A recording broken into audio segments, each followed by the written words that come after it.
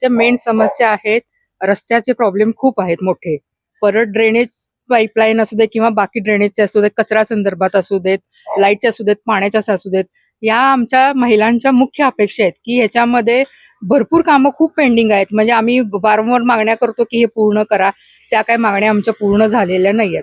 त्यामुळे आम्हाला अशी इच्छा आहे, की ह्या आमच्या मागण्या पूर्ण व्हाव्यात. घंटागाडी आम्ही तर तेच म्हणजे सांगून दमलोय. म्हणजे रोजच्या रोज यायला पाहिजे, कचरा उठाव व्हायला पाहिजे.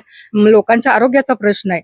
तरी ह्याच्यावरती कुणीही दखल घेतलेली नाहीये. येणाऱ्या नगरसेवकांच्याकडून ह्याच अपेक्षा आहेत, की आमच्या ज्या आता अडचणी आहेत, या अडचणी आमच्या त्यांनी पूर्ण कराव्यात. म्हणजे काय रस्त्याची कामं असतील, कचरा उठावा असेल, बाकी लाईटचे प्रॉब्लेम असतील, ड्रेनेजचे प्रॉब्लेम आहेत.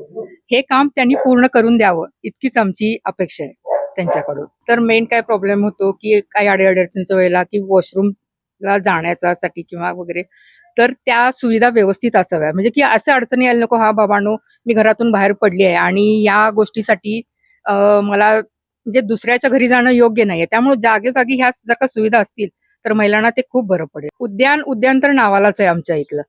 तिथं म्हणजे उद्यानात जे जे हवं आहे त्या फॅसिलिटी नाही आहेत. उद्यान अगदी मोडकळीस आलेलं आहे. लहान मुलांची गैरसोय होते. मुलांना बागेत खेळायला आवडतं, जायची इच्छा असते, पण तिथं पाय ठेवण्याच्या योग्यतेचं सुद्धा ते उद्यान राहिलेलं नाहीये.